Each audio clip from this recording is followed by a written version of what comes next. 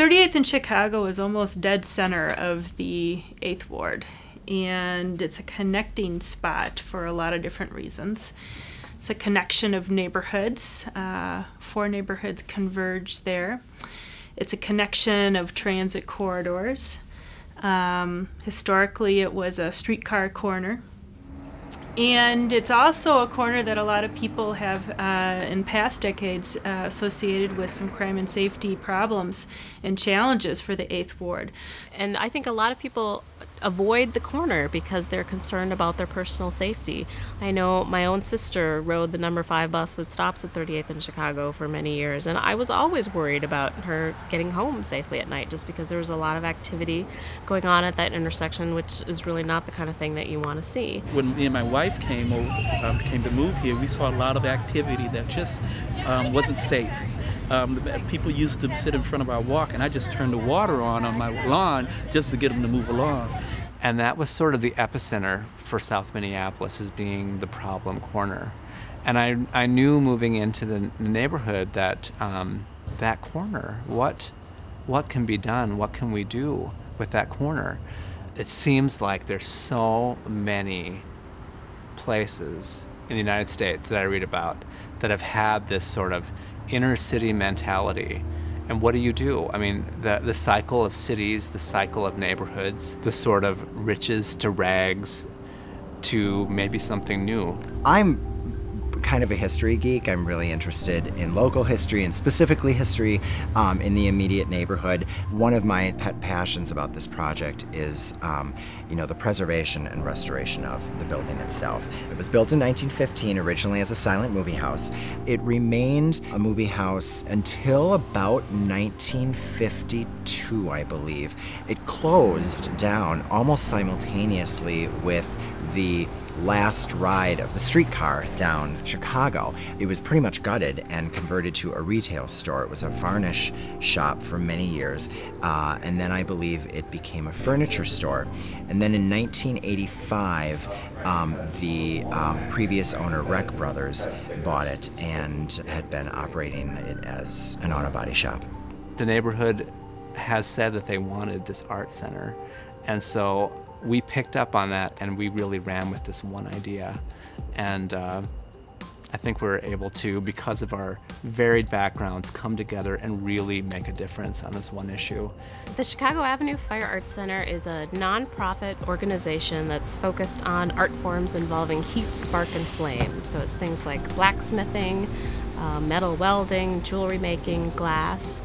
The Arts Center will teach classes to everyone from absolute beginners to master artisans. We'll have studio space available for rental by artists, and we'll also have a small gallery space where artists will be able to exhibit their work. We're open to everybody. It doesn't matter what your background is or your age, your experience level. You can do this. I've done it. She has. I didn't have the metal shop experience that you did. It was not quite as inspiring, but I've taken her class and it's phenomenal.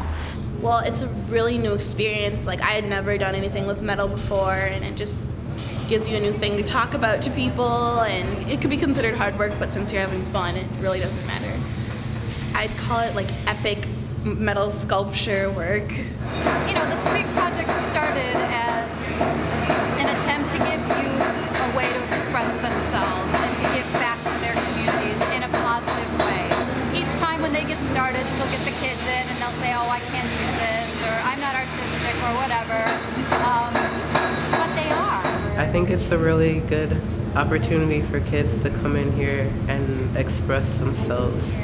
The whole point of this program is to bring the children's ideas and thoughts to the community, so the community listens to the kids. Whatever I learned that's technically correct, I learned at MCTC in Heather's class, Welding for Artists. Then I just started experimenting. The media itself is very exciting, and it inspires people when they first gain this knowledge.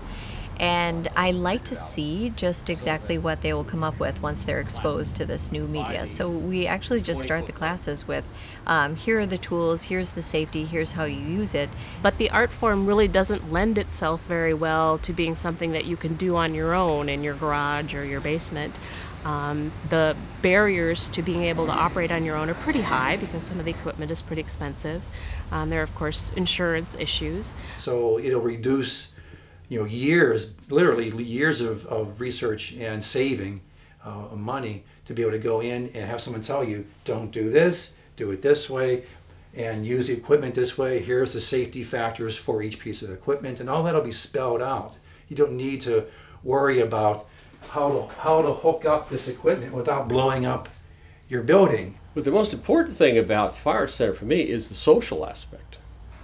Working with these other artists, it'll be a great social, technical, and practical solution for a number of artists or would-be artists.